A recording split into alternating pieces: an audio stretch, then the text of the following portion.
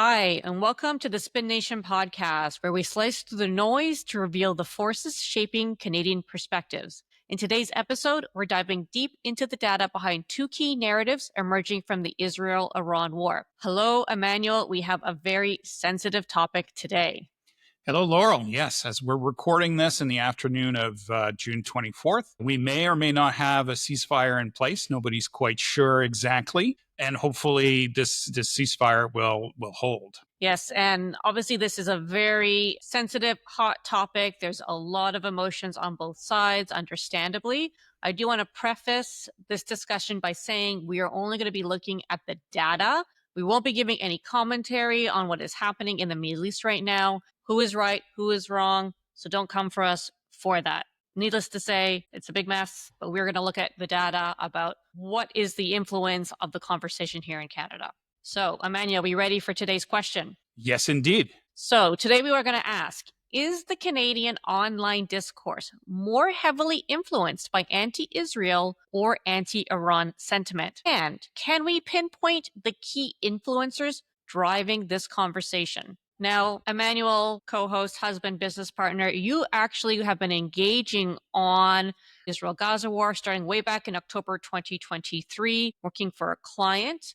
Before we get into the data that is happening now, I was curious if there's any insights or trends you want to share from what you saw when you started tracking this way back almost 2 years ago. Quite surprised to see the speed at which international organizations were involved in or made to be involved in the conflict. In particular, there was a fast food brand that gave away food to emergency responders right after the attack on Israel on October 7th. But very quickly, the action was leveraged into a global boycott. In the country context, it was the right thing to do at the time. But then it became a major reputational issue for that brand and for a large number of other brands for any association that they had with the conflict. So it's a very delicate topic. And because of that, it makes it very delicate for brands and for countries to negotiate between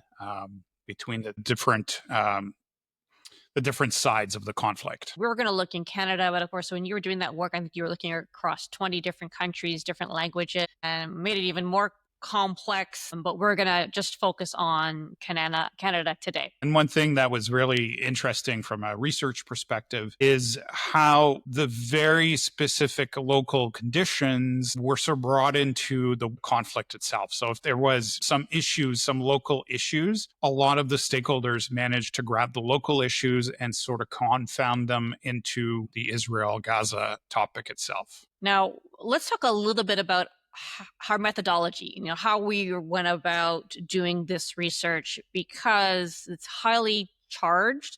There's a lot of language thrown around. So what we decided to do was to use the extreme keywords that are associated with both or applied to both countries. So in this case, we looked at words around terrorist and terrorism for Iran and genocide and genocidal for Israel. Mostly because when people are really trying to express very strong negative sentiment towards those countries, those tend to be let's say the high electricity words that are being used. And one of the challenge with using some of the AI tools to figure out if the sentiment is positive or negative is that because it's by nature a war conflict, there's already a very heavy negative sentiment attached to it. So the algorithms sometimes struggle to attach that negative sentiment to one party or to the other party correctly. So by using these keywords, although it's not 100% perfect, but we were able to manually confirm that there's a relationship between the two. So it's sufficient for the purposes of today's episode. Okay, so let's get into today's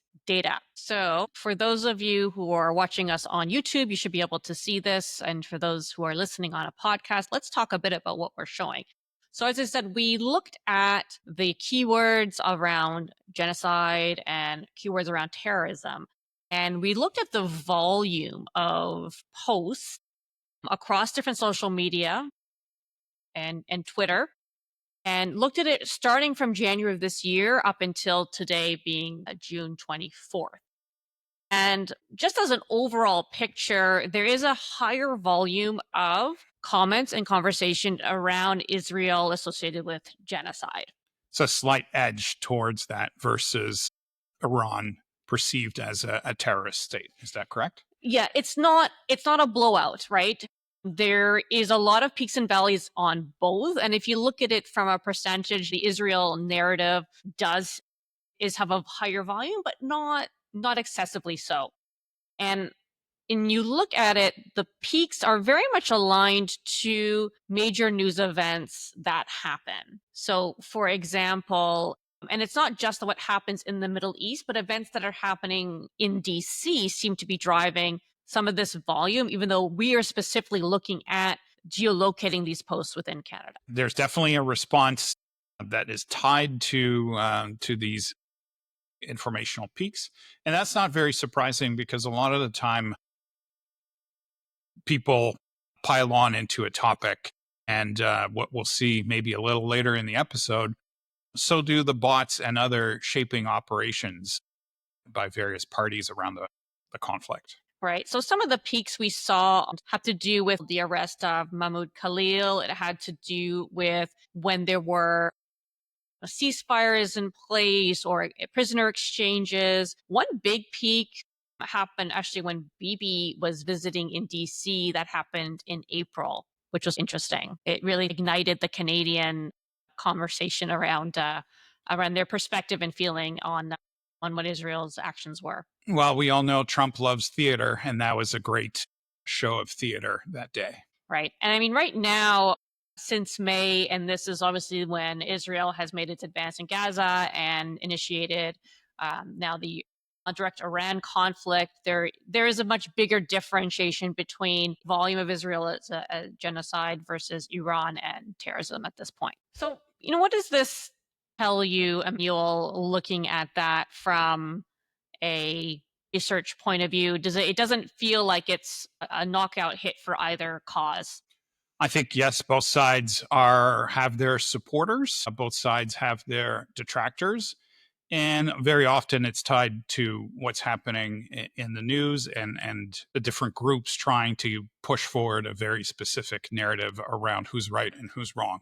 Okay, so we wanted to give everyone a first idea of the volume, but let's talk a bit about what's driving that. So we looked as well at what were the accounts with who were really dedicated to pushing one of these narratives. And it seemed like the top 10 ranged, and it was, we looked at it for the course of a year, between 20 or 25,000 and 55,000 posts. That seems high to me. Yeah, that's a very high number of posts. If you divide that by the number of hours in a day, you get over 130 posts per hour for some of these high volume posters. So, very likely pointing to the possibility that we've got a bot army engaged in this conversation.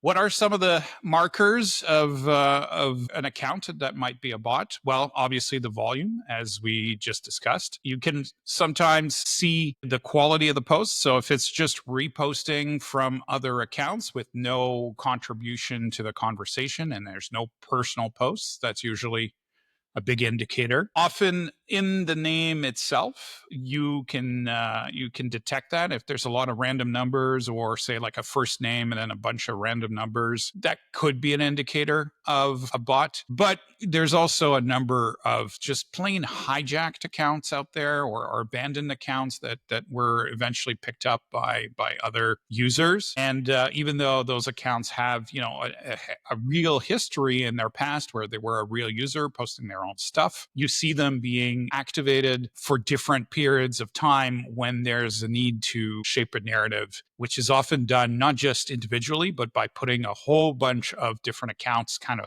liking and reposting and engaging with each other to give the impression that there's a real person behind it.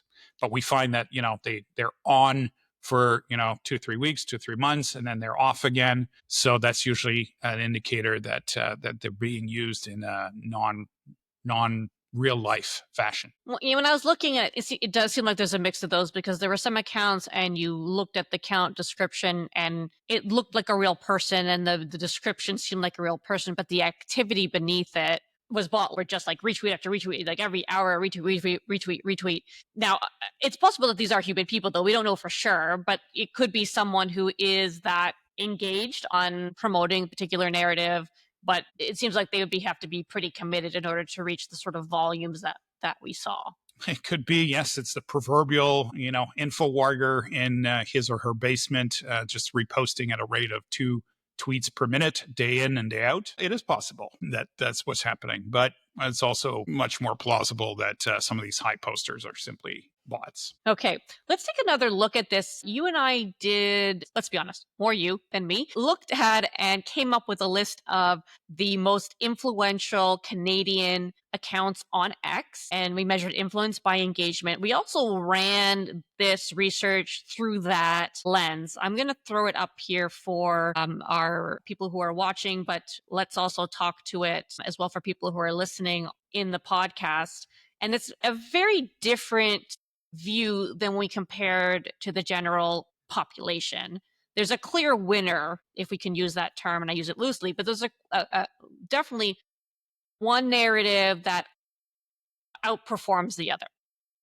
So in the previous data, when we looked at Canada, and here I remind everybody here that we're looking at negatives. So we're looking at Iran being called a terrorist or Israel being called as affecting a genocide. So we're not looking at positive mentions, but rather negative mentions.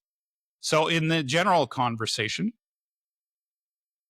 Israel had the negative edge, so to speak, with more mentions overall of Israel as a genocide. But when we look at the top 70 Canadian influencers, as measured by their engagement on political content, we're seeing the reverse. So Iran being labeled a terrorist state by a significant factor, probably a factor of 5 to 1.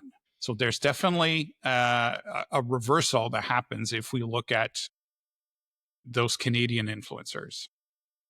It's really interesting, and there's real peaks similar to what we had with the general Paul. But when Israel had their strikes against nuclear facilities, there's quite a big bump in the Canadian Twitter influencers engaging on this narrative as Iran as terrorists. And again, when the US they had their strikes on the Fodro site, again we saw this huge bump. So you can see that influence of trying to shift the narrative or highlight what they perceive to be the Iranian regime's terrorist activities.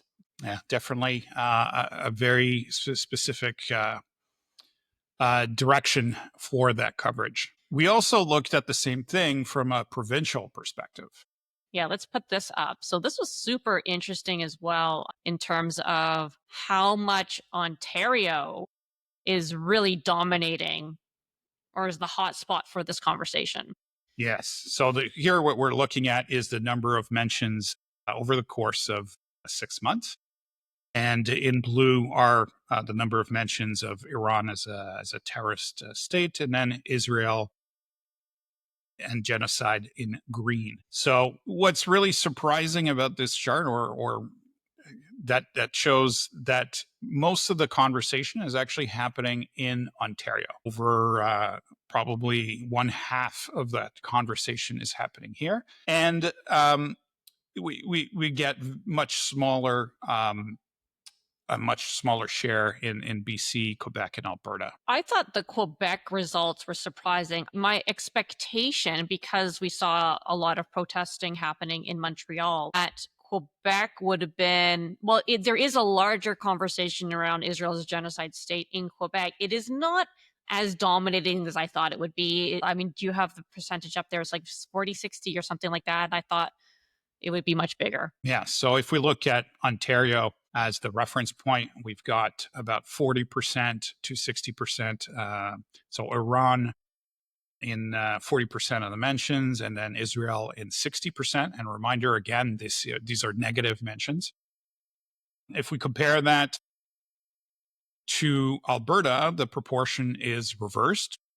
So in Alberta, about 60% of the conversation is Iran as terrorist state versus 40% for Israel and genocide. And then the other province that leaned towards promoting the Iranian terrorist narrative was in the Atlantic. About Alberta and the Atlantic provinces were the only two where that seemed to dominate, whereas all the other ones, the Israel as a genocidal state, were dominated. We saw overall they were pretty close, but Ontario is definitely the kind of the hot spot for it.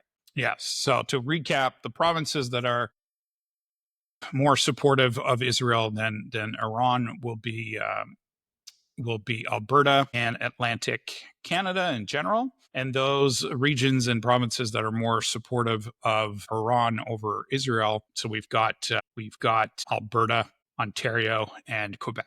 Okay, so interesting breakout across the country. Before we wrap, let's talk about the so whats. What does this really mean for regular people, regular Canadians who are listening? But I also think we like to take this from a business perspective and a corporate perspective. Maybe I'll start and you can chime in after. So, for me personally, I think what this shows is you cannot look at your feed and assess what is the actual level of support for either side of this conflict based on what by scrolling your social media, because there is obviously organized campaigns at play. I think we all expected and suspected that, but now we can plainly see this in the data. So always with a grain of salt. Absolutely. There's always, pretty much in everything that we consume, there's always what I call shaping operations. So organizations, whether they're states or other interest groups that are trying to shape what you're thinking. So they might be active usually when there's a high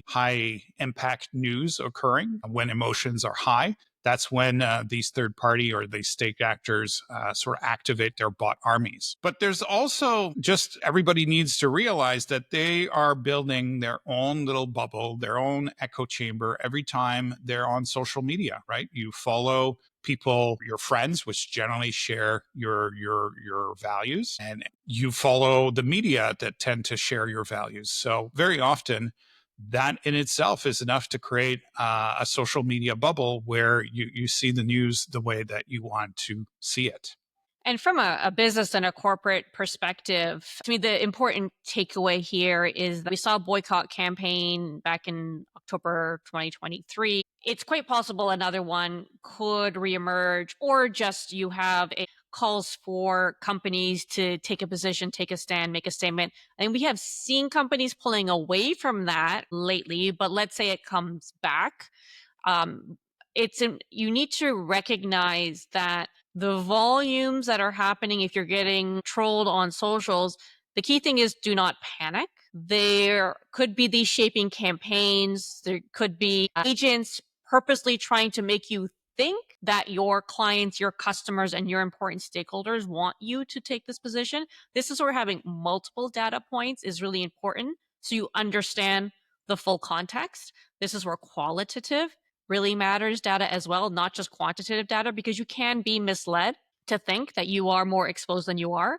And also understand the competitive context. So you will know your exposure to your brand, but what does it look like for your competitors? Are you in the middle of the pack? Is everybody being focused on and attacked at the same time? This really impacts how big of a reputation risk that you're actually facing. And if you understand that, then you are better prepared for your response and won't inadvertently over respond. So I think that's the key takeaways from that business point of view, but then also of that personal point of view. Yeah, one interesting factoid is I was watching one analysis of the so many analyses that the Democrats and Republicans, so how the Democrats lost the election. And this particular analyst was saying that one reason was that a lot of the decision makers within the Democratic Party tended to consume their news from and what might have happened is because there was a lot of positive reinforcement within